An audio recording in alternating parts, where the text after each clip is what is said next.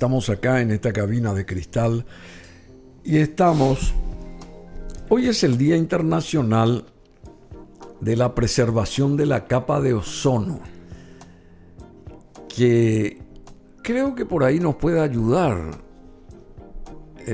Jorge Rolón Luna, que es abogado, ex juez electoral, especialista en seguridad ciudadana.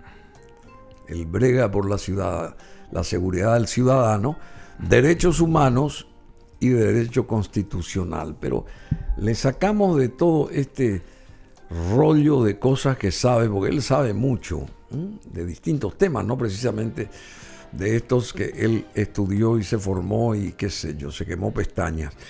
Esto de la preservación de la capa de ozono, Día Internacional, ¿qué significa y cómo hay que preservar esa capa de ozono? ¿Cómo te va? Gracias por estar acá. Muy buen día, Bruno.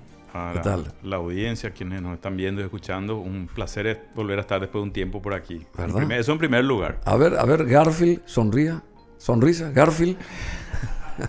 Garfield, ¿por qué Garfield el gato? Gracias, a ver, Garfield.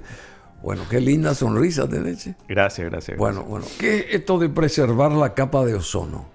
Bueno, ¿Sabes algo de eso? Sí, algo sé. No soy un científico ni un experto en el tema, obviamente.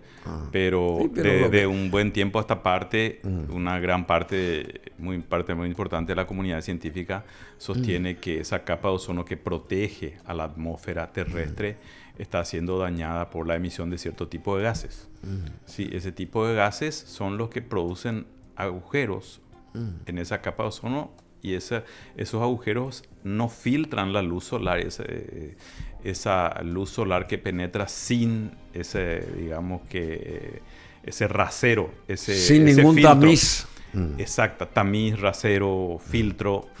Es dañina en muchos aspectos, empezando por nuestra piel, por ejemplo. Y tiene que ver a su vez con la acumulación de los llamados gases invernaderos, que a su vez provocan aumentos de la temperatura, y el aumento de la temperatura no es solo eso, sino que produce desequilibrios. Sí, nuestro planeta Tierra es un gran ecosistema que tiene muchos mini ecosistemas que tiene un equilibrio que puede ser muy delicado. ¿Y cómo se preserva eso, en síntesis? Y lo que dicen los científicos, y ahí yo repito lo que dicen otros porque no soy un experto en el tema, lo que dicen los científicos es que tenemos que tratar de emitir menos de estos gases que producirían este daño, deforestar gases menos. Invernadero, ¿cómo es? Sí, concretamente el dióxido de carbono. Dióxido de carbono, sí. Y deforestar menos, cuidar más los árboles que producen emiten otro tipo de gases, digamos, pero que son benignos, versus estos gases que son nocivos y que producen este deterioro. Eso es. O sea, que hay que cuidar nuestro planeta, en síntesis. Sí. La contaminación ambiental, producto sobre todo de la utilización de combustibles fósiles, es, entiendo, una de las grandes responsables de esto que estamos señalando. Bueno, pero hay varios temas rápidamente, porque se escurren los minutos y tenemos que ganar tiempo. Y más si viene una persona que sabe mucho acá, como Jorge Rolón Luna. Esta cuestión de las ONGs, de la ley que al parecer se va a aprobar, no sé en qué fase está, las ONGs vinculadas, en este caso hay una comisión Garrote que apunta a la ONG vinculada a la ex candidata opositora, en este caso, esto es lo que hoy sacó específicamente ABC, ¿verdad? Soledad Núñez. Van a revisar los contactos que tiene ella dentro de esa ONG. Quieren investigar el origen de los fondos de la organización Alma Cívica, se llama esa ONG. Pero yo no quiero entrar específicamente en el caso de esta señora, no me interesa, ¿verdad? Sino la cuestión de las ONGs. ¿Vos estás de acuerdo con esta comisión o con esta regulación que al parecer va a tener vigencia acá en Paraguay para fiscalizar o acompañar o, no te digo perseguir, no es la palabra, sino fiscalizar y ver de dónde surgen los fondos para estas ONGs? ¿O sos contrario a esto que se quiere imprimir, digamos, a través del Ejecutivo en este caso? Bueno, en primer término hay que desbrozar un poco la maleza y aclarar un par de cosas. Sí, hay un proyecto de ley y hay una comisión bicameral de investigación que, digamos que... Son dos cosas. Tienen, la comisión Garrote es una cosa y el proyecto de ley es otra. Se vinculan estas dos cuestiones. Voy a hablar primero porque me tocó incluso realizar dictámenes jurídicos. Uno de ellos a pedido de la Comisión de Asuntos Constitucionales de la Cámara de Diputados sobre el primer proyecto de ley presentado hoy con media sanción. Y a media sanción. Media sanción pasó como por un, y esto es muy interesante, pasó como por un tubo por el Senado rápidamente, sin mucha discusión. Luego fue objeto de críticas muy severas y un detalle muy importante. No un solo jurista, abogado, docente, académico del ámbito jurídico, de nota, digamos, que haya defendido el proyecto. Sobre gente que sabe. Técnica en el ámbito del derecho, ¿sí? Gente técnica en el ámbito del derecho. Yo no registré uno solo que haya defendido el proyecto. Y la verdad es que tenía muchísimos defectos, tanto en términos de técnica legislativa como de lo que ahí se proyectaba hacer. Y esto es algo que, es importante decirlo, no implica un juicio de valor sobre las ONG. Esa es otra cuestión. Yo no hago juicio de valor sobre si sirven para algo, son buenas, son malas, funcionan bien, no funcionan bien. Esa es otra cuestión y esa discusión corre por otro carril, digamos. Entonces, en términos jurídicos, empezando por el título de la ley que decía que tenía por objeto controlar a las ONGs. Y uno revisa la Constitución paraguaya, le da la vuelta a esa Constitución y no encuentra una disposición que habilite la posibilidad de que el Estado controle a organizaciones de la sociedad civil. No las puede controlar. No tiene facultades establecidas constitucionalmente. No puede. No puede. ¿Y cómo nos guste o no nos guste? ¿Y cómo a vapor batiente están tratando de que se...? Porque en nuestro país, yo escribí un libro, alguna vez lo comenté aquí, te voy a traer en mi próxima visita para que lo leas. Yo escribí un libro justamente en donde hice una investigación que abarcó por lo menos una década y media de proyectos de leyes aprobadas en el Congreso, todas ellas con severos problemas de constitucionalidad, y mi hipótesis en ese libro fue que a medida que pasa el tiempo y se van sucediéndose otras leyes, mi hipótesis es que en el legislativo paraguayo no se realiza un control de constitucionalidad. Y esa es una obligación del Poder Legislativo. Mucha gente piensa que realmente quien tiene la obligación de hacer control de constitucionalidad es únicamente el Poder Judicial. Sin embargo, el artículo 202, inciso 2 de la Constitución, dice que es obligación del legislativo legislar, dice, interpretando la Constitución. O sea que cuando se escribe un proyecto de ley, cuando se estudia un proyecto de ley, cuando se sanciona un proyecto de ley en el legislativo, se debe hacerlo tomando en consideración el texto constitucional, no dejándolo de lado porque esa es una obligación que tiene el legislativo. Entonces, un problema básico de entrada con el propio objeto de la ley. Y luego habla de rendición de cuentas. ¿Sí? Ese proyecto dice controlar, supervisar y exigir rendición de cuentas a las organizaciones sin fines de lucro. Ese es el término que usa la ley. ¿Sí? Organizaciones sin fines de lucro. Ese es el término que usa la ley. Y ahí entra, como le decía Lyndon Johnson, el presidente norteamericano durante la guerra de Vietnam, es como el camisón de la abuela. ¿Sí? ¿Por qué? Entra todo debajo. Sí, meten todo. Entra todo debajo. Todo debajo. Sí, se refería... El camisón de la abuela. Se refería a una resolución del gobierno norteamericano que era el paraguas sobre el cual su gobierno estaba llevando adelante la guerra en Vietnam. Sí, permitía bombardeos en Vietnam del Norte y cosas que no tenían que ver directamente con las acciones bélicas. Pero eso Lyndon B. Johnson. Lyndon B. Johnson. Eso entre paréntesis. Qué bueno. Entonces, y en ese proyecto de ley, en el primer artículo, ya hay otro problema que viene a continuación del problema inicial, que es el siguiente. Dice que el objetivo de la ley será controlar, dice, a todas aquellas organizaciones sin fines de lucro que realicen actividades de competencia exclusiva del Estado. Y uno se pone a pensar cuáles son aquellas áreas de competencia exclusiva del Estado y resulta que esas áreas de competencia exclusiva del Estado están en la Constitución y no se pueden inventar nuevas. Entonces, al ser de competencia exclusiva del Estado, de hecho, las organizaciones de la sociedad civil no pueden, como diría un paraguayo que habla castellano paraguayo, no pueden luego sí meterse en cosas que hace el Estado. Ejemplo, la defensa exterior. Esa es un área de competencia exclusiva del Estado. Paraguay, nosotros no podemos comprar un tanque y ponernos a decir vamos a proteger la frontera. ¿Sí? La regulación que realiza el Estado, por ejemplo, en materia de medicamentos. ¿Sí? Ahí el Estado interviene y regula. Y esa es competencia del Estado. Eso no se puede delegar a algún civil. Las relaciones diplomáticas. La regulación del espacio electromagnético. Uno quiere abrir una radio y tiene que ir a Conatel porque esa es competencia exclusiva del Estado. Los particulares no pueden pelear por el espacio electromagnético. Conatel asigna las frecuencias. Y así hay una serie de...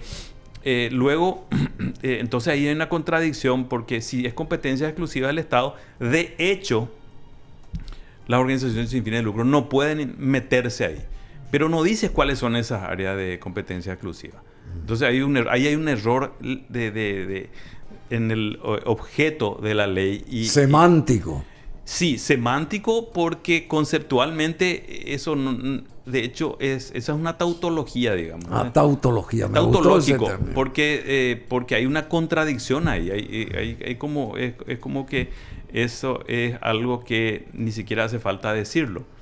Entonces, pero tampoco el proyecto de ley tampoco define cuáles son esas áreas en las que siendo competencia exclusiva del Estado se va a regular. Si es competencia exclusiva del Estado, de hecho no se puede hacer. O yo entiendo mal el castellano. Estoy pensando sí.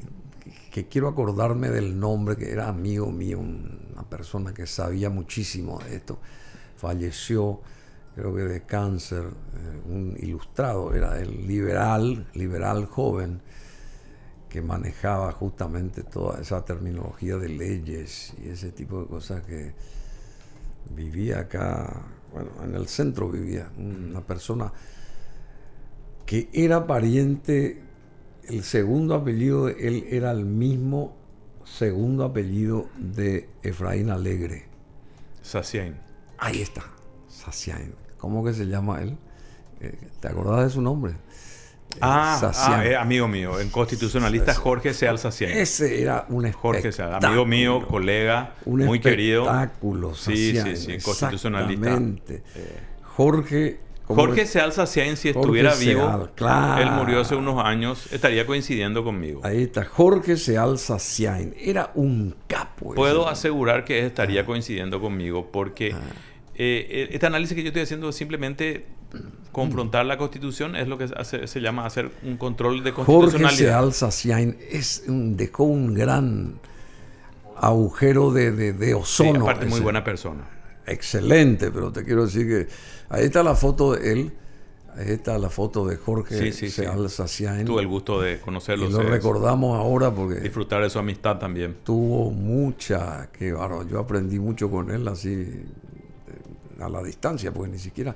Pero qué belleza de persona, era como ser humano, tenía un don de gente impresionante y sabiduría, que es lo más importante. Adelante. Sí, y decía que en los primeros artículos, yo recuerdo que cuando hice el primer dictamen, y realicé varios ya, me solicitaron mi opinión jurídica sobre este tema, cuando realicé el primer dictamen me limité a analizar los 3 primeros artículos, el objeto de la ley y los 3 primeros artículos, y ahí bastaba ya para tener una idea de que eso era realmente algo...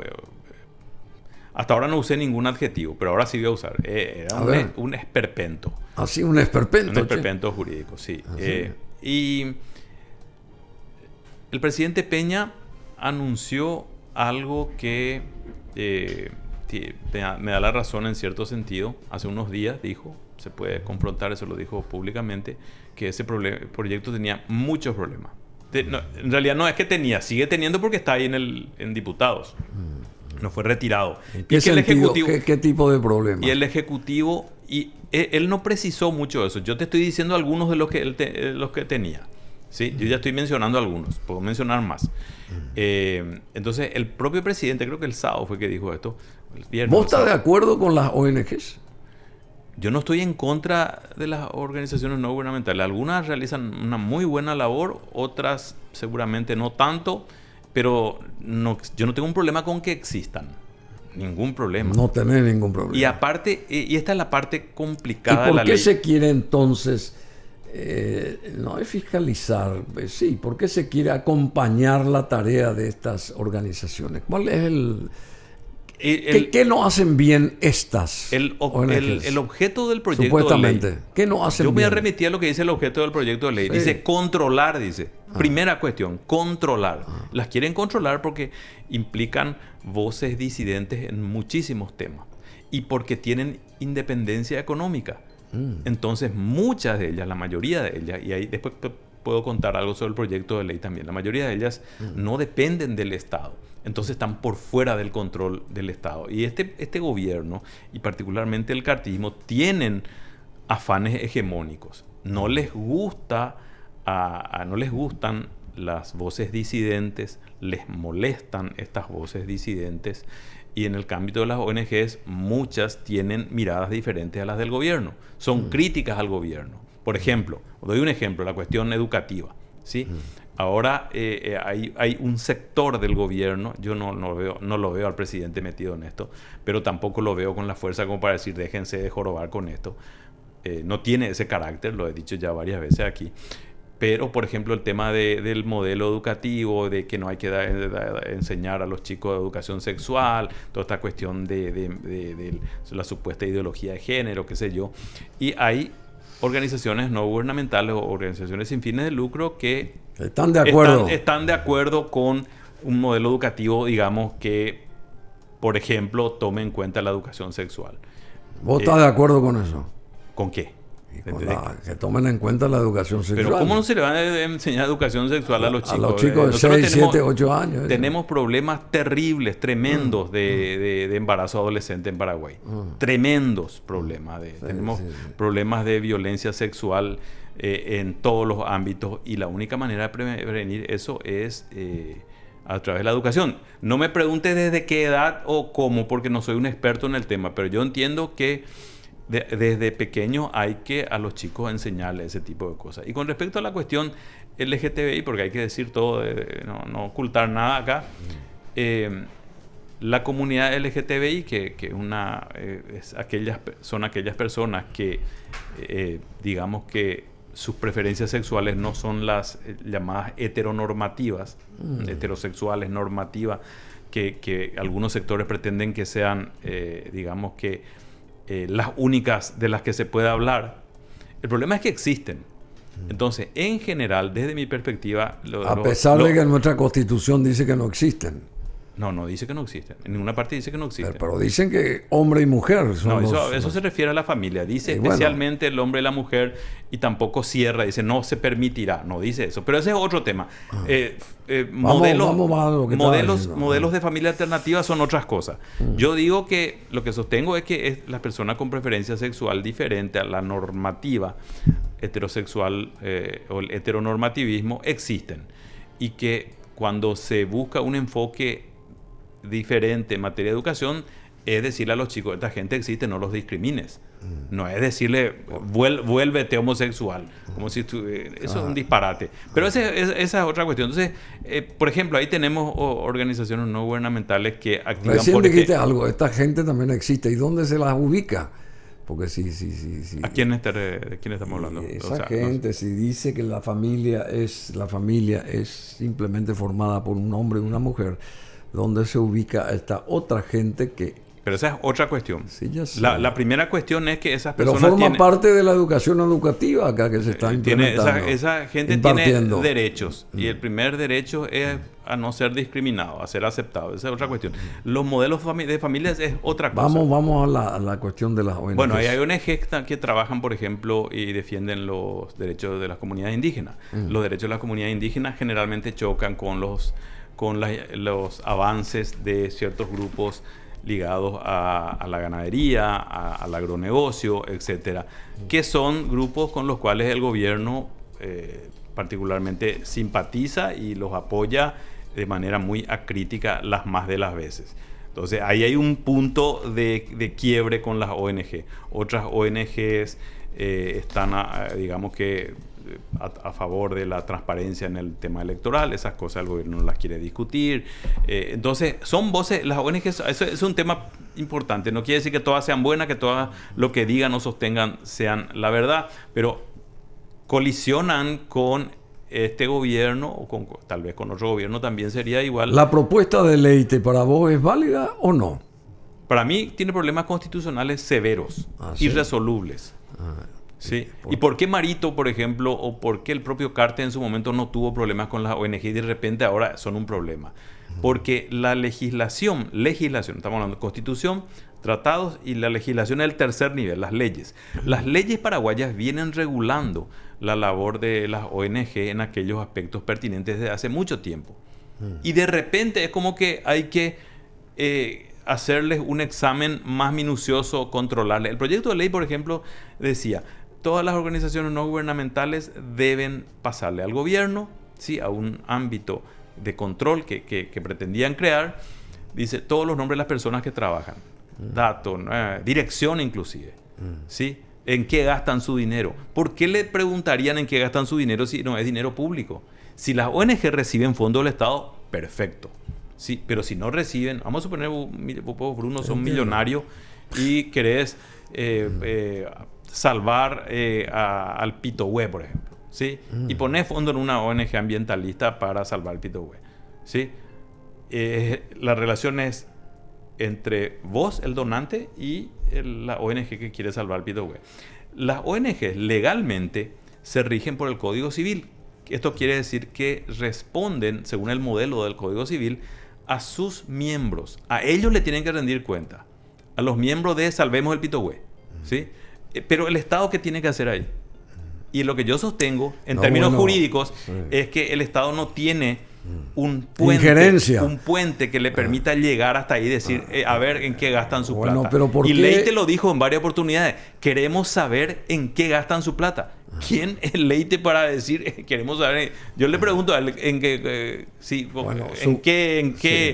basado en qué derechos. Bueno, supuestamente las ONG surgen porque hay agujeros de ozono dentro del sistema nacional nuestro de Estado que no están siendo trabajados debidamente, entonces ahí se entran y nacen estas ONGs. Para que veas que yo no defiendo a las ONG así de manera totalmente acrítica.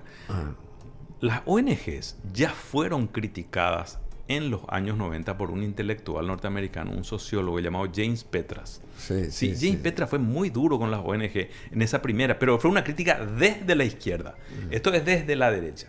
¿Y qué decía James Petras? Las ONGs desmovilizan políticamente. Muchas personas que podrían, por ejemplo, dedicarse a la política, prefieren dejar la militancia política, que es la verdadera transformadora de la sociedad, y meterse en ONG, donde cómodamente reciben un salario y trabajan algunos proyectos puntuales, pero no trabajan por la transformación total de la realidad. Bueno, y por otro lado, entonces no es la nueva Unión la crítica. Europea sí. filtra su poder a través de estas ONGs. Eso es lo que también mueve el piso pero yo están por los intereses de las ONG, de la Unión Europea. Pero no solamente la ONG, los coreanos financian ONG, los japoneses financian, los Estados Unidos financian a través de la USAID. El más grande donante de organizaciones sin fines de lucro en Paraguay es la USAID, no la Unión Europea. USAID. ¿Y cuál es el problema? Entonces tienen miedo de decir algo que moleste a los norteamericanos, pero se toman con la Unión Europea porque la Unión Europea financia particularmente algunos proyectos que los vuelven un blanco móvil para dispararles, y ellos están con la ideología de género. En realidad todo es una manipulación de ciertas cuestiones para generar, y además yo creo particularmente que es una gran cortina de humo. ¿Y cuál es tu posición entonces? Una gran cortina de humo. ¿Cuál sería la posición tuya oficial, profesional, de Jorge Rolón Luna respecto a este tema de las ONGs. Hay que dejar como están, hay que plegarse a lo que dice ahora esta nueva ley que al parecer se va a formalizar, o hay que también escuchar a las mismas ONGs. Yo creo que, yo no estoy en contra de que exista, por ejemplo, un registro nacional de organizaciones no gubernamentales. No estoy en contra. Creo que debe existir ese registro. Creo que eso también va a ayudar a formalizar a muchas ONG que no están formalizadas. Creo que es importante también que conozcamos, pero por una simple declaración, ¿verdad?, el origen de los fondos, porque puede haber ONG que son financiadas a través de dinero sucio, lavado de activos, narcotráfico. Yo estoy a favor de eso, ¿sí? Pero otra cosa es que después venga el gobierno y les diga, queremos saber en qué gastan su plata. No tienen autoridad para ello. Para eso están las normas que protegen al sistema contra el lavado de activos, por ejemplo. Si uno tiene que decir de dónde sacó y que ya está eso. Bueno, y la otra historia está surgida ahora en el Senado, la famosa Comisión Garrote. Y yo tengo una teoría al respecto. ¿En contra de esto? Yo tengo una teoría al respecto. A ver, ¿cuál es? Bueno, en primer lugar, considero que la aparición de esta comisión bicameral, nuevamente de la mano de Leite, ¿sí?, a quien nunca vi preocupado por la corrupción política y el lavado de activos, nunca vi preocupado por la corrupción policial y el lavado de activos, ¿sí? Nunca lo vi preocupado por el dinero sucio de la corrupción de los políticos y el lavado de ese dinero. Nunca le vi preocupado por el contrabando de cigarrillos y el lavado de activos, que es el más grande negocio de lavado de activos en la República del Paraguay. Acá entra Lalo Gómez, por ejemplo, el caso. Nunca lo vi preocupado por sus correligionarios de dudosísima reputación, etcétera. Entonces ahí yo no le puedo creer a él. Le voy a creer a Jorge Seal Saciain si reviviera y él me dijera, estoy preocupado por las ONG. Yo espera un rato. No, yo también. Jorge Seal Saciain. Lo creería. Dicho esto, esta es la hipótesis que yo sostengo. Como no salió de momento lo de la ley, esa ley esperpéntica, el primer proyecto, que no va a salir así con ese texto, yo te pongo la mano en el fuego que no va a salir.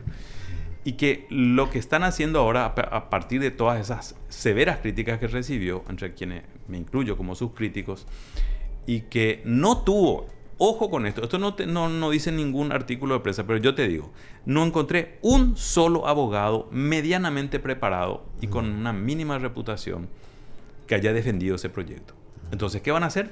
Van a plantear un proyecto al que le van a lavar la cara y van a cambiar algunos de sus aspectos más impresentable. Pero ¿qué pasa? Como la ley se trancó a causa de las críticas, recordate que aprobaron en diputados en un abrir y cerrar de ojos en el Senado, y en diputados está ahí trancado, varado. ¿Qué hicieron? Crearon la comisión bicameral que está haciendo lo que querían hacer con la ley. Por ejemplo, envían a las ONG, eso ya está pasando ahora, envían a las ONG pedidos de informe y le dicen, ¿quién trabaja con ustedes? ¿Cuánto gana? Nombre, dirección, apellido, ¿de dónde reciben la plata? ¿Qué hacen con la plata? Manden toda la factura, ¿a quién le pagan? Bla, bla, bla, bla, bla.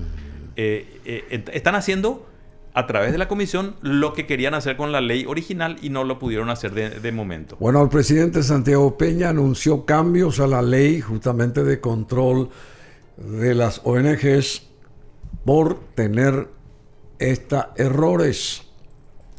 El presidente Peña enviará sugerencias de modificación al proyecto calificado como persecutorio de la sociedad civil.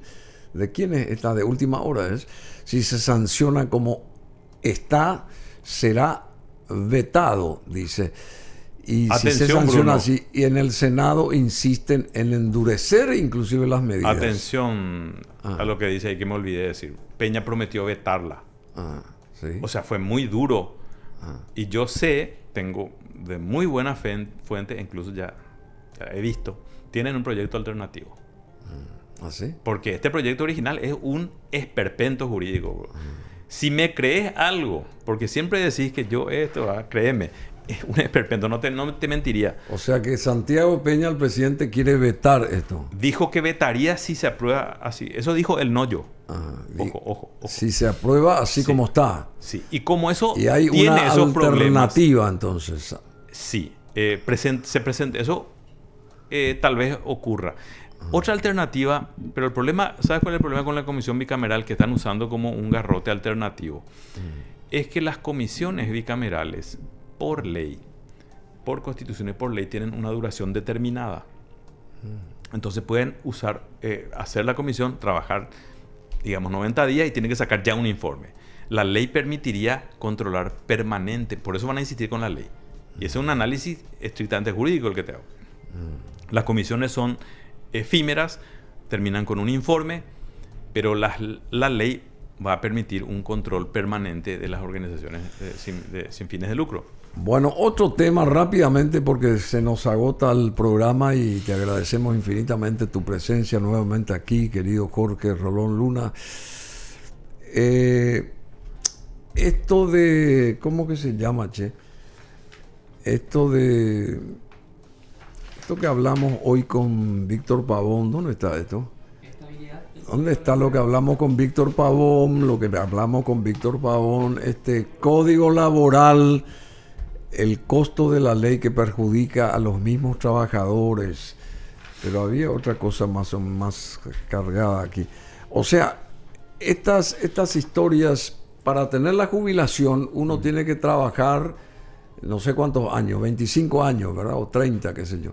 Para tener... Es una sumatoria. Es una sumatoria, pero ahora a los 9 años y medio ya obligatoriamente te sacan del andarivel laboral de una empresa X para no seguir pagándote, pasando los 10 años, lo que te correspondería como... No es tan así. Bueno, a ver, ¿cómo vos entendés esto? Eso es lo que quiero saber yo. Quiero saber eso. Y en primer lugar, es importante señalar que la estabilidad laboral es un derecho reconocido constitucionalmente. Está reconocido en la Constitución. Por ende, tiene rango y estatus constitucional. Entonces, la estabilidad laboral, así a secas, no puede ser eliminada como originalmente pareció ser la intención del presidente. ¿Sí?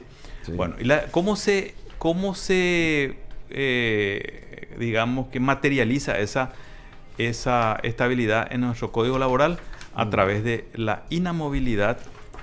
Acá está, pues. La inamovilidad que se alcanza a los 10 años de trabajar en una empresa determinada. Para Santiago Peña, la estabilidad laboral condena al trabajador paraguayo a no jubilarse, entre comillas, dice. No sé si es verdad o si es cierto. No es la estabilidad lo que condena al trabajador. Lo que condena al trabajador es el incumplimiento de las leyes laborales en Paraguay. No se cumplen.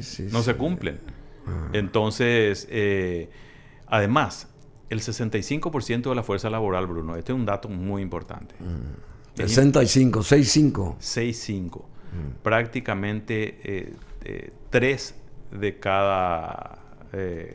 6,5 sería... el 86% de los trabajadores... Casi 3,5 trabajadores de cada 10, de cada 4, ¿sí? No tienen estabilidad laboral. No están formalizados. Están en la informalidad. El 86% de los trabajadores son despedidos antes de alcanzar los 10 años de antigüedad, según el Ministerio de Trabajo. Pero eso porque el Ministerio de Trabajo no hace cumplir la ley. No se puede culpar. Es como decir, nadie usa casco, vamos a eliminar la prohibición de usar casco. Nadie... no hace cumplir todo el mundo la ley. estaciona en doble fila, entonces vamos a dejar de prohibir el estacionamiento en doble fila.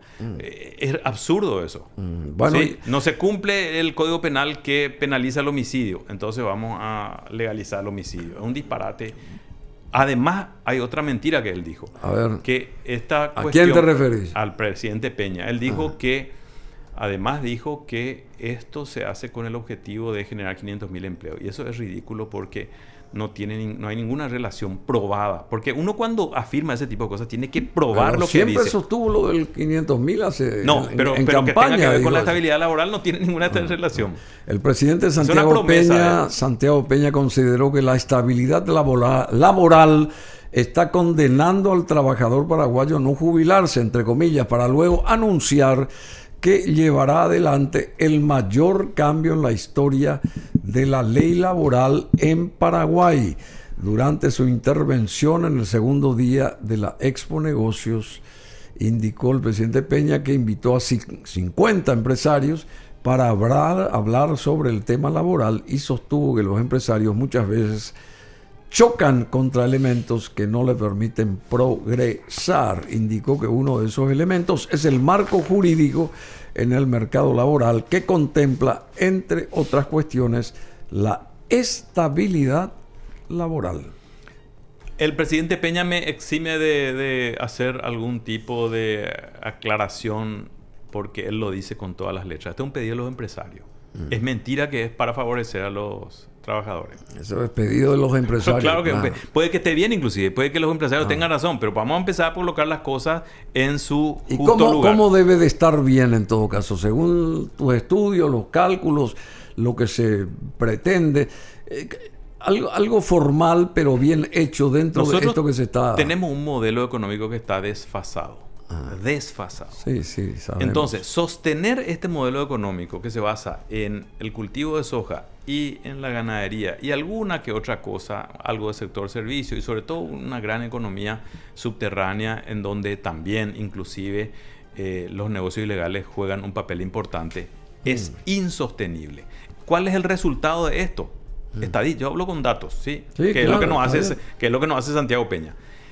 ¿Cuál es el resultado de este modelo? 65% de informalidad. 65% de los trabajadores o trabajan en un panchero, en un lomitero. Mucho. Trabajan con algún plomero, como ayudante de plomero, no aportan a IPS, muchas veces no ganan el salario mínimo porque no hay buenos empleos. ¿Por qué te parece que la gente se muere por entrar a un cargo público? ¿Por qué te parece que el Partido Colorado hace su negocio en la clientela política que crea a través del Estado? Porque no hay trabajo en el ámbito privado. No hay. Muy pocos empleos. Después tenés un 10% que son empleados públicos, ¿sí? Y tenés un 10% que trabajan en empresas formales, ¿sí? Y después el resto son desocupados, desempleados y subocupados, etc. Ese es el mercado de trabajo en Paraguay. Y con ese mercado laboral no nos vamos a ningún lado. Entonces, no da gusto escuchar esto que yo estoy diciendo porque la gente quiere soluciones inmediatas. Entonces, atender este dato. Lo que él está haciendo es decirle a los empleados de ese 10 o 12% que tienen trabajadores formales, despreocúpense del costo de despido y los costos que implican la estabilidad laboral. Vamos a eliminar la estabilidad laboral o vamos a dejarla incapacitada de tal forma que en la práctica no sirva. Porque vos podés no eliminar, pero decir, bueno, la estabilidad laboral se adquirirá a los 20 años. ¿Sí? Entonces vos dejás ese derecho prácticamente como algo quimérico, que no tiene ninguna posibilidad de ser realidad. Que puede ser como no. Pero ¿y qué pasa con el 80% restante de los trabajadores? Y bueno, pero Santiago Peña también afirmó que jamás propondría una ley en contra de los trabajadores. Y pide abrir el debate que estás abriéndolo vos acá. Yo abro acá, pero me da risa porque alguien puede decir con tanta contundencia eso si tuviera un historial de defensa de los trabajadores, ¿sí? Y este es un tema que hay que analizarlo y poner todas las cartas sobre la mesa. Desde la aparición del capitalismo tenemos el factor capital y el factor trabajo, ¿sí? Esos dos factores viven una puja distributiva desde el inicio del capitalismo. Porque antes del capitalismo no existía eso. Era un sistema feudal, había comerciantes y artesanos que trabajaban por su cuenta, el dueño de las tierras, el señor feudal, explotaba en una situación de vasallaje a los siervos de la gleba, pero no había salario, no había capital en el sentido de factor de producción que requería del factor trabajo para esa acumulación de capital. Entonces, desde la aparición del capitalismo existe una puja distributiva entre estos dos factores. En la primera etapa del capitalismo se resolvió de manera tremenda a favor del capital. No había leyes laborales, no había constituciones, no había juzgados ni tribunales laborales, los derechos laborales no existían. Esa es la famosa etapa del capitalismo salvaje. 12, 14 horas, niños que trabajaban. Para quien no... Bueno, después se redujo a 8. Sí, pero eso no quiere decir que se cumpla. Nosotros teníamos los mensúes todavía en el siglo XX. que cobraban con vales y que les daban alguna choza donde vivir, y eso decían de parte de tu salario. Hoy los peones en Paraguay, hoy son la 1-5 del 16 de septiembre de 2024, los peones no ganan salario mínimo porque el propio Código Laboral es favorable a los empleadores, a los dueños de la estancia en Paraguay. Les exime de la obligación de pagar salario mínimo. ¿Sabías? No sabía eso, pero está mal eso. Claro que está mal. Entonces, esa puja distributiva se refleja en distintos aspectos que uno puede analizar a lo largo de la historia. Un momento en donde se dirime esa puja es cuando aparecen las leyes laborales. Las leyes laborales, ¿qué es lo que hacen? Reconocen a un sujeto, y termino y me callo para siempre, a un sujeto más débil en la relación. Porque por cada trabajador que existe en el Paraguay, donde sea, en Paraguay especialmente, hay 20 que quieren ese lugar, que entonces el patrón juega con eso. Me miras mal, me pedís aumento, querés formar sindicato, protestar porque te dice trabajar 10 horas, te echo. Y viene otro que hoy con el mercado laboral que tenemos, por chaucha y palito va a ir a trabajar porque quiere una platita, aunque sea para tomar una cerveza el fin de semana. Y bueno, pero esos ganaderos que vos decís que se eximen o autoeximen de pagar el sueldo mínimo. Está en el Código Laboral eso. Está en el Código Laboral. Bueno, ya sé. Pero por otro lado, sufren el abigeato, por ejemplo. Eso está muy mal. Está mal, pero ¿por qué se sufre así? Porque no hay seguridad. Porque la misma gente que no gana bien se va y roba el ganado. O sea, a mí no me consta eso, Bruno. Yo no sabe que ocurre. Vamos a suponer que eso ocurre. Yo no sé qué porcentaje ocurre. Que eso ocurre. Y si no quieren que ocurra, que le paguen bien a su empleado. Por eso digo, hay pero que yo no sé bien, si son los propios empleados los que roban en el 100% de los casos. Tampoco sé de ningún caso porque hablo de... No soy ganadero, así que no. De forma genérica, sí, está bien. Sí. Bueno, de posibilidades, pero existe también ese tipo de cosas. Bueno, muchas gracias, Jorge Rolón Luna, muy amable.